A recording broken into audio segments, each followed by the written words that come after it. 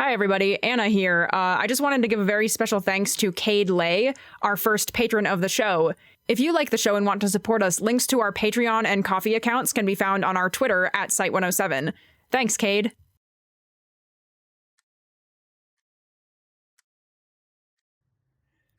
It's been hard on you, hasn't it?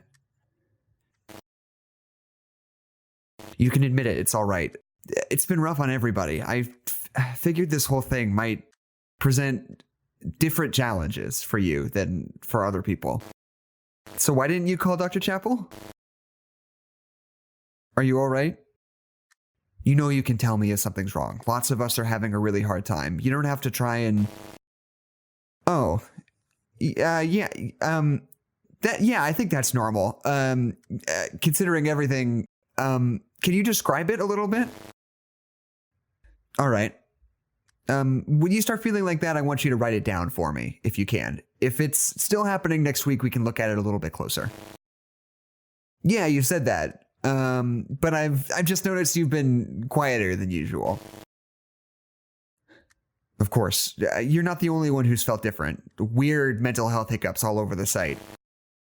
Yeah, it's my job. I've been watching everybody. Well, you and I both then, I guess. Additional testing to SCP-6320. Begin log. Test subject, D8379834. Supervising researcher, Dr. Masterson, Head of Research. D-Class instructed to approach SCP-6320-B, the smaller replication created by the previous test. Subject expressed significant reluctance to comply. Subject eventually complied under threat of decreased rations by Dr. Masterson.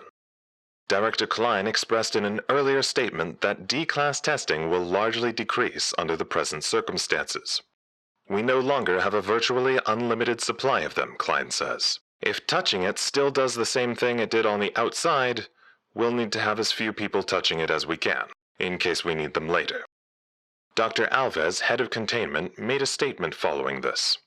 Said Dr. Alves, Dr. Klein has always shown reluctance towards D-Class testing. We must use all the tools we have at our disposal in this emergency. We should not be trapped here for long enough to have a later. Dr. Alves has shown some degree of animosity towards Dr. Klein in the wake of upper management's decision to appoint the latter as acting director. D-Class testing continues as follows. D-Class approached SCP-6320-B. Dr. Masterson instructed him to place his hand on the object. After some complaints, subject placed his hand on the object.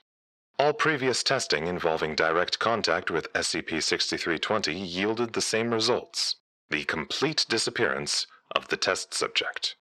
However, upon making contact with SCP-6320-B, subject...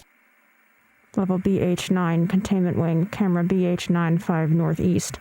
3 o'clock by standard positioning. Approximately 1.46 meters. To east of door BH97. Time... 7 minutes, 48 seconds. Overwatch Command, this is Dr. Harley at Site-107. Come in, Overwatch Command. Over. You know what's strange about working here? Or living here, as is the present case? I had a couple friends I used to drink with on the outside. They weren't friends, really. They were more like drinking buddies. These two that were regulars at the bar under my apartment building. Sometimes I'd drink with them after work. One of them thought their house was haunted. She talked about it all the time. She said she felt like she was being watched. And you know what I realized? I literally am being watched. All the time. I'm not high up at all. I'm not an important researcher or anything. The radio booth still has a camera in it. The Foundation has cameras everywhere. And it's weird. For the first couple years after you really get into it. You know, I don't think there are cameras in our dormitories, but honestly, I wouldn't put it past the people that run this place. I've heard about some of the ways they locate prospective anomalies and can't help but think about where they must have stuck a camera in order to see it. It's probably some poor bastard at Site 19 who's seen me wipe my ass. Well, who knows? And who cares? I'm never going to meet them, so it doesn't really matter one way or the other. The real Watchers aren't ghosts. Or the government. It's the Foundation. We're the real Big Brother, if you think about it. I shall now begin my newest segment. Things we are running out of with Dr. Harley. Part 1. Food. Obviously. Paper and pens. Any and all medication. We've run dreadfully short on common cold medicine after the security department all contracted the same minor bug, because it turns out that for the past several days they've all been sharing the site's only known 2-liter bottle of Dr. Pepper, passing it among themselves in secret like prohibition liquor. Also, prescription drugs. We've had to start rationing everything out among individuals. This has been especially difficult for the people still recovering from injuries sustained in the initial shift, when most of the BC2 wing collapsed. Not a lot of morphine around anymore. Let's see, what else? Oh yeah, soap!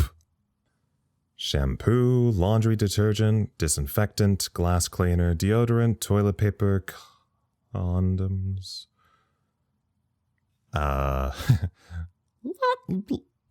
Lots of things. Ran out of alcohol a long time ago. We're going to have to get real creative in the next couple weeks. We've been in here nearly a month now. Dr. Lancaster has taken to passing his guitar around during lunch. Don't know how much it's helping, but some people seem to enjoy it. Psychology's last report indicates a pretty substantial spike in suicide ideation among personnel. Something's wrong. It's not surprising, speaking generally. I've even found my own brain going to some dark places sometimes. It isn't very... Approximately 1.48 meters, 2 east of door BH97 times 16 minutes, 15 seconds. Upon physical contact with SCP-6320-B, D-Class did not vanish as was expected by the research department. Instead, when he put his hand on the small replication, D-Class reported a sharp pain and a tingling sensation and pulled his hand back. Dr. Masterson instructed the subject to keep his hand on the object. Subject refused, saying something about how the object had shocked him. Dr. Masterson allowed D-Class to report to medical alongside 2 guards. Head of medical, Dr. Gravitt, found no evidence of injury on the subject, save for a darkened mark on the palm of his hand. Seemingly under the skin, no scar tissue to speak of. The mark was amorphous with no recognizable shape. D-Class complained of...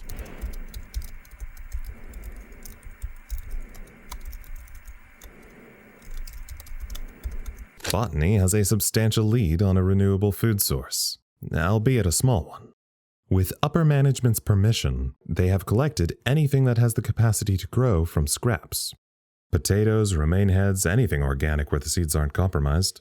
It'll be some time before any of that is able to feed 100 people, but it's better than nothing. Somehow we're missing a good deal of the dry grains from storage. Nobody knows where it's gone. Maintenance is looking into pest control. If it really comes down to it, having mice or rats around might not be the worst thing, should we run out of food completely.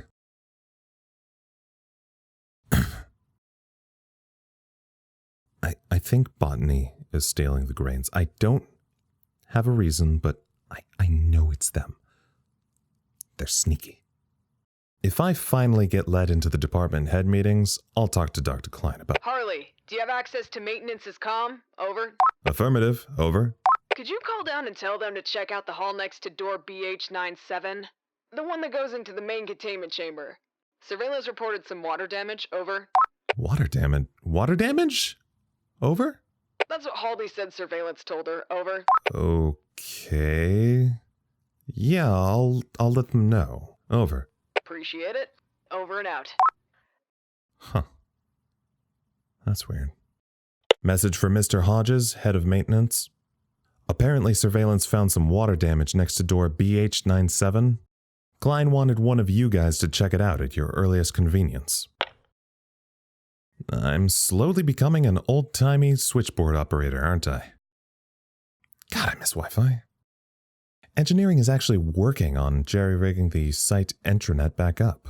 It would certainly make things 1,000 times easier for research and records with the testing and everything. We might even get access to an old backup of the Foundation database. Research and containment are keen on that idea because there's a strong possibility that what we've learned from other dimensional anomalies might give us some insight on how to deal with this one. Dr. Shao from the Ethics Committee has level 4 clearance, so they might be able to get us into some of the more secured information. Hell, if we do get access, I might even read it. I'm level 2, so I wouldn't have access to most of the entries, but I'm starting to get a little bored. I've already read most of my own books a couple times. There's talk about pooling entertainment sources. It's mostly Lancaster's idea, of course. He wants to get a library set up so we can share books and things like DVDs and records. Right now, it looks like 90% of the TV content we have is Klein's extensive anime collection. Not really my taste, but better than nothing, I suppose. I'm accepting that I'll soon have encyclopedic knowledge of several pieces of media, including Dragon Ball Z. 1.93 meters, 2 east of door BH97, time 26 minutes, 37 seconds. It looks like... Not like that, not like that, not like that, not like that. Don't get me. It's wrong. 27 minutes, 3 seconds. Shit. I don't think it's a terribly bad idea, honestly. There's nothing they can't do when several of them put their heads together. The main problem is finding a big enough room. This damn building makes no sense. This is Security's channel. Security, this is Dr. Harley from Communications. I'm getting blips from your channel. I think you're running out of batteries or something. Over. Huh. Odd. Oh, hang on. The surveillance office has just put a camera feed on my computer. Surveillance, my computer has eyes on a door downstairs, I think? Is this a mistake? Is something going on over there? God, why don't they ever just talk to me? Surveillance, this is Harley in Communication. You've remoted one of the security camera feeds to my monitor. Please clarify? The camera just zoomed in a little. Oh. What is that, a water stain?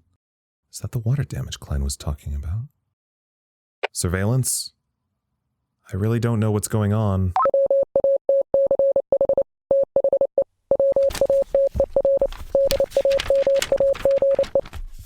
Please repeat. Over.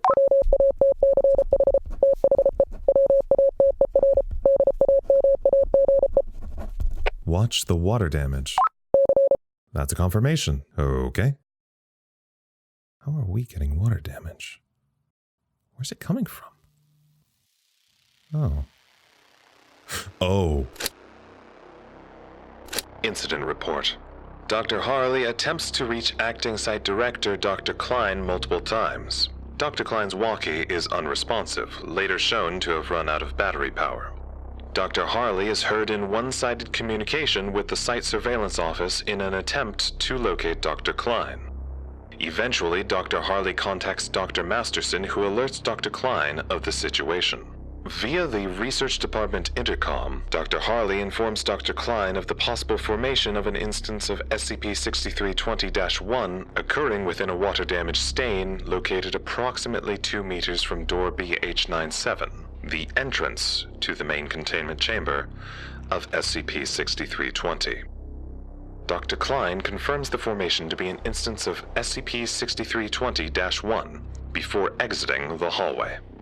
It is of note that the instance in question began formation approximately 12 meters outside of the object's previously established area of effect.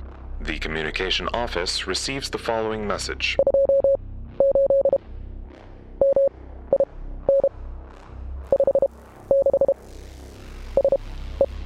Translation: 28 minutes, 56 seconds. Security footage shows Dr. Klein entering her quarters for approximately 1 minute before exiting and returning to Containment Wing BH9. She is holding an unknown object underneath her lab coat. Dr. Alves's containment team arrives on scene at the request of Dr. Masterson. Containment team begins establishing a perimeter around the affected wall. Research department personnel are evacuated from the containment chamber and moved beyond the perimeter. The communications office receives the following message.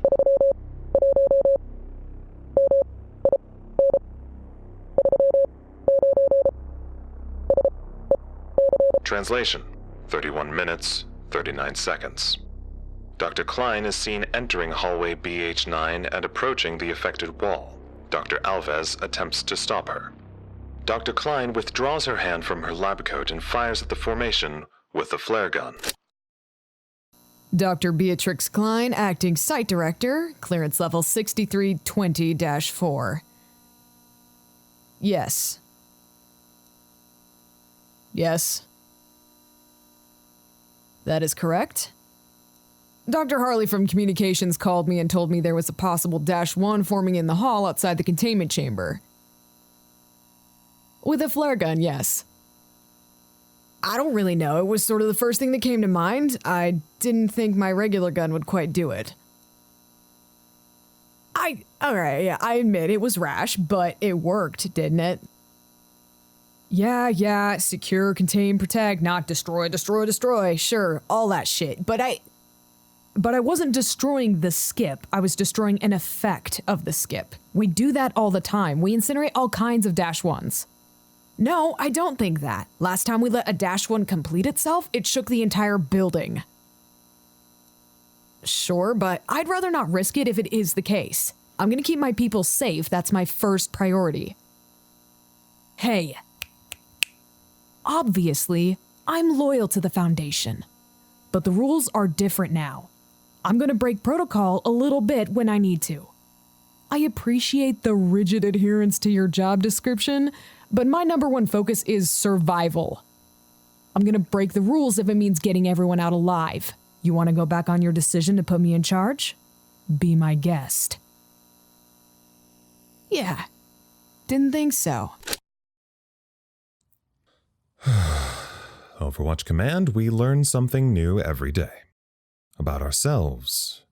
About the inner workings of our organization. About the dimensional rift under our feet. For example, today we learned that 6320 isn't planning on staying where it's supposed to. The -1 beside door BH97 was halted. But it also occurred roughly 25 meters outside the radius it isn't supposed to leave. We don't know if this means it could happen anywhere, but at Klein's direction, we are now acting on the assumption that it could happen anywhere. As I'm broadcasting this, the research department is currently conducting 2 more particulate tests inside the containment chamber, 30 grams of loose sand in 2 separate arrangements, 3 meters from the rift, a couple seconds apart. Dr. Klein has sent out a warning to the site in case we experience another minor tremor, which is expected at this point. I am holding my coffee mug. I will not lose another one. Containment is going to have to revise their methods rather severely after this. I have a nagging worry that things are about to get way more stringent around here. Especially knowing Dr. Alves. Bit of a hard ass, that one. Good at her job, though. Following this broadcast, I will be meeting with both her and Dr. Oh, there goes the first one. How's that quote go? Once is happenstance, twice is coincidence, 3 is enemy action. Who said that? Ian Fleming. The 3rd tremor should be happening shortly. I'll give it a minute. Any second now?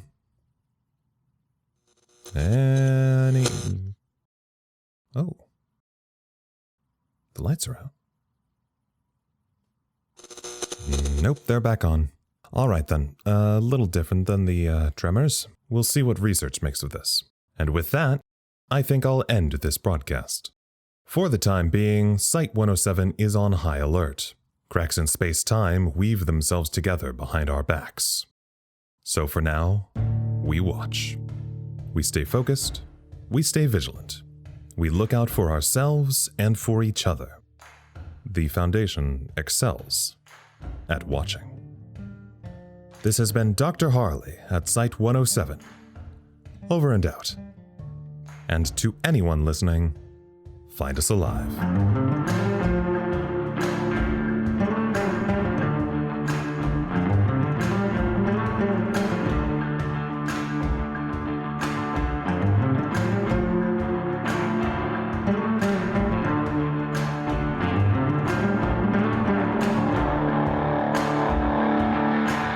Episode 2 was written and produced by Anna Maguire. The voice of Harley is Ian Charles. The voice of Lancaster is Jackson McMurray. The voice of Klein is Taschia Ritter. The voice of Officer Raddagher is Anna Maguire. Original theme by Jackson McMurray. If you like our show and want to know more, follow us on Twitter at Site107 or email us at findusalivepodcast@gmail.com. This podcast, along with all content relating to the SCP Foundation, is released under a Creative Commons Share-alike 3.0 license. Thank you for listening.